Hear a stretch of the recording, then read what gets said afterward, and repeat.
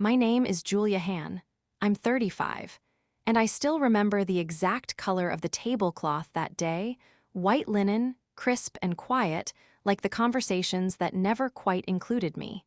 It was my nephew Caleb's baptism, a day that should have been about beginnings, about grace, about light pouring through stained glass like forgiveness. But instead, I stood there, next to the dessert table, holding a gift bag with tissue paper fluffing out like I still cared about appearances, when Camille leaned in.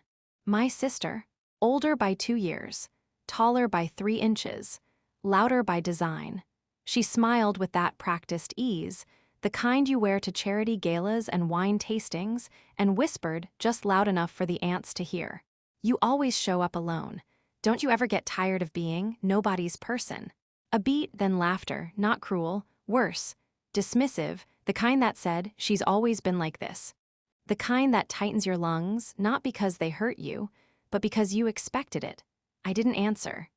I just smoothed the ribbon on Caleb's gift, a soft blue elephant blanket from a boutique she'd never heard of, and tried to remember why I showed up at all. Maybe it was obligation. Maybe I still wanted to be counted, even when I knew I never was. Camille, of course, looked like the main character in a holiday commercial. Cream dress, champagne nails, husband in matching tie, baby in satin. Her whole existence came with matching accessories. Me, I was a footnote in her fairy tale, the mysterious unmarried sister who worked somewhere, did something, who wore sensible heels and always brought 2 small casseroles to potlucks. Camille got compliments.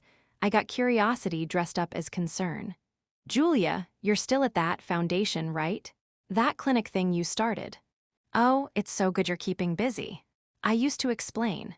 Used to say things like, we just opened a pediatric wing in Montana, or our rural grant was picked up by NPR. But after a while, you learned.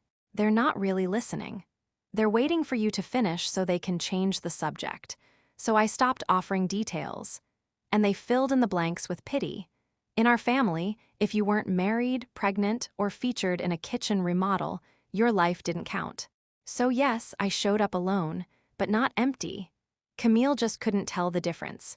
She thought nobody's person meant I had no one.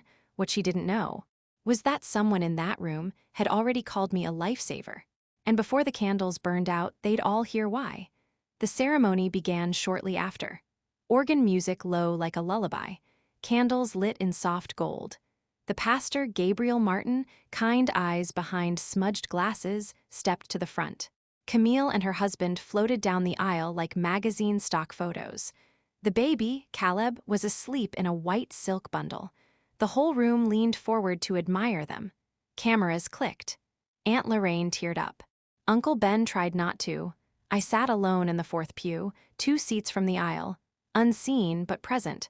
The pastor welcomed everyone, gave the usual blessings, spoke of family, faith, and legacy. Words I'd heard so many times they barely registered anymore. But then, his voice shifted, not louder, just heavier. Before we bless Caleb today, he said, I want to share something. Something my own family wouldn't have survived this year without. The room stilled. Even the babies stopped fidgeting. Camille's smile paused mid-tilt. He took a breath, like the next sentence had weight. A few months ago, my son Ethan was diagnosed with a rare congenital heart condition. Our insurance covered almost nothing. We were told to prepare for the worst. A hush fell. It wasn't sympathy. It was silence born of genuine surprise. But then, he continued, someone stepped in, quietly, without credit, without expectation. Their foundation covered everything, every single cent. He looked up and his eyes found me. Ms. Julia Han, he said, you saved my son's life. The room turned, cameras dropped. Camille's jaw didn't just fall, it unhinged. I didn't move, because I hadn't done it for applause, but now here it was, real, undeniable, loud. Pastor Gabriel stepped down from the pulpit, walked to where I sat. Would you mind standing? He asked. My legs obeyed before I did. I rose, slowly, not with pride but with gravity. The kind of weight you carry when you've worked in shadows long enough to forget there's light. He extended his hand. And for a moment, I didn't feel like a guest in someone else's story. I felt like someone worth knowing. Applause broke out. Not forced, not polite, the kind that stings a little when it surprises you. I sat down again, hands shaking in my lap. And across the aisle, Camille looked like someone had just stolen her script. Her baby's bonnet had slipped sideways. Her husband stared straight ahead. Even Aunt Lorraine was blinking fast, like realizing she'd misread the entire story. But that was just the beginning, because when someone like me finally gets seen, it doesn't end with a round of claps. It begins with what happens. When the room can't unsee you anymore, the applause faded, but something in the room had shifted, subtle but seismic. People looked at me differently now, not like a mystery, not like a footnote, like someone whose name had weight, like someone who mattered. Camille, still standing near the altar with her baby in arms, blinked fast, twice, like trying to refocus a lens that no longer showed her in the center. And then she smiled. Too wide, too fast, her voice lifted just enough to float back into control. "That's incredible, Pastor," she said, her tone dripping with effort. "We're all so proud of Julia, of course. She's always been so generous. So selfless." It was the kind of sentence you throw like confetti, meant to distract, not celebrate. And her eyes never met mine. The pastor gave a gentle nod and stepped back to continue the ceremony. But Camille wasn't finished. She took a breath, smoothed her hair behind her ear like she was preparing for a speech, and turned slightly toward the pews.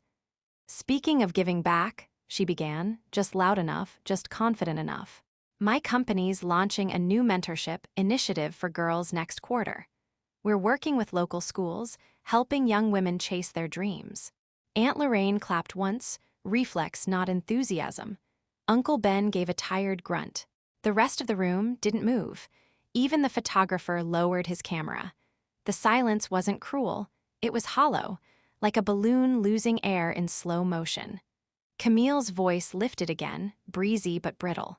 "It's still early, of course," she added quickly. "We're building structure, looking at partnerships. These things take time, you know." I knew.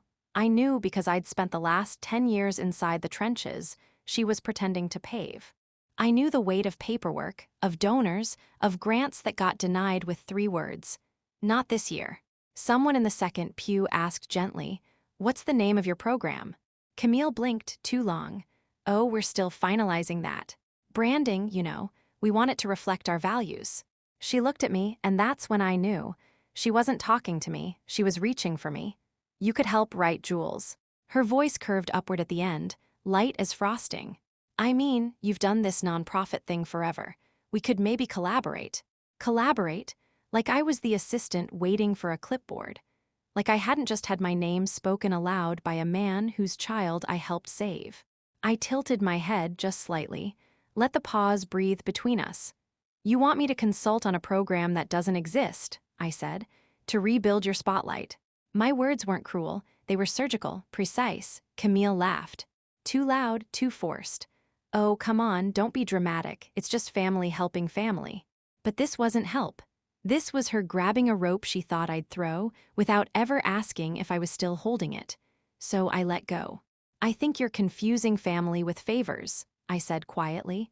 "One I'm happy to show up for, the other I've grown out of." The silence that followed wasn't awkward, it was clean, sterile, like a room cleared of smoke after too many years of pretending the fire was cozy. Camille's face didn't crumple. She was too practiced for that, but her eyes flickered, like a candle realizing the room didn't need it to stay lit anymore. The ceremony wrapped up. There was a final prayer, a final hymn, and then the gentle exodus of family toward the reception hall, fold-out tables, lemon bars, a plastic fountain of fruit punch, the kind of setting where nothing big should happen. But sometimes, that's exactly where everything changes. I stood near a window, sipping lukewarm coffee from a styrofoam cup. Outside, the clouds were starting to thin, and inside, my chest felt strangely light. That's when she came up behind me. "Camille, no camera, no spotlight, just us. You really weren't going to tell anyone, huh?" she said softly. I didn't turn. "Tell them what?" "Everything. The foundation, Pastor Gabriel, his son." I shrugged. Would it have mattered if I had? She paused, the air between us still warm from old tension. I thought you were just floating through life, she admitted. No partner, no house, no structure. I didn't realize you were. What? I turned now, met her eyes. Capable, valuable, doing something real. She winced, not because I'd been cruel, but because I hadn't exaggerated. I'm sorry, she said. Not just for today. For years, for making you feel like the lesser one. I let it sit there. The apology, the weight of it, the delay. I never needed to be more than you, I said. I just wanted to be seen. Camille nodded. Tears didn't fall, but something cracked. She reached for my hand, an old reflex, but I didn't take it, not out of anger, out of clarity. You don't have to clap for me, I said, voice steady. But you can stop clapping so loudly for the version of yourself that pretends nothing's broken. Her face softened. No defense this time, just a woman with mascara that suddenly looked like too much. And for the first time in our lives, we were eye to eye, not as sisters, but as women with different kinds of weight. Mine was finally lighter. The reception blurred around us. Children chasing each other between folding chairs. Plastic forks scraping on paper plates. Aunt Lorraine trying to cut a lemon bar without ruining her lipstick. But I wasn't in the background anymore. And not because I said something loud, but because for once, finally, someone else had said something true. Camille didn't stay long. She excused herself with the baby's tired smile. But I could tell it was Caleb who needed the quiet. It was her. She left with her husband trailing behind, heels clicking like punctuation at the end of a paragraph she didn't get to write. I stayed a little longer, refilled my coffee, listened to the soft chatter that started drifting my way. A cousin I hadn't spoken to in years came up to say, I didn't know you did all that. And I smiled gently. Most people don't. Pastor Gabriel found me near the windows. I just wanted to thank you again, he said. Ethan, he smiled this morning. First time since the surgery. I nodded, throat suddenly too tight to reply. He asked if he could send a card. I told him you don't like attention. I laughed quietly. He's not wrong. He squeezed my shoulder, warm and firm. Still, some stories deserve to be told, Julia. The sun was starting to break through the cloud-glass sky. Gold spilling into the linoleum floors like forgiveness. I walked outside. No coat, no quote to post. Just a woman stepping into her own silence and finally finding it soft.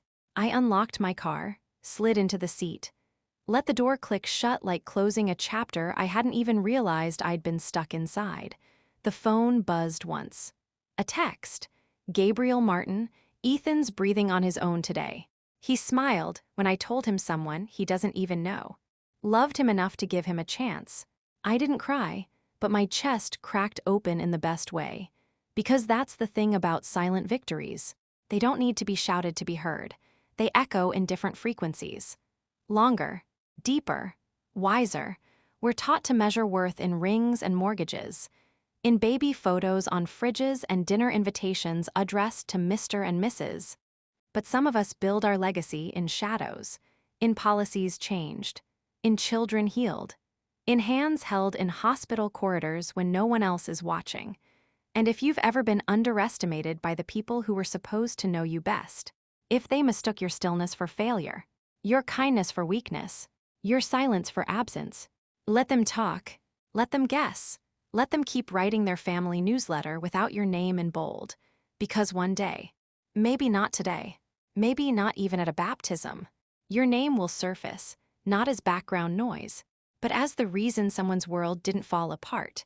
And in that moment, you won't need a microphone, you won't need a spotlight. You'll just need one person to say, I see you. And that will be enough. Always has been, always will be.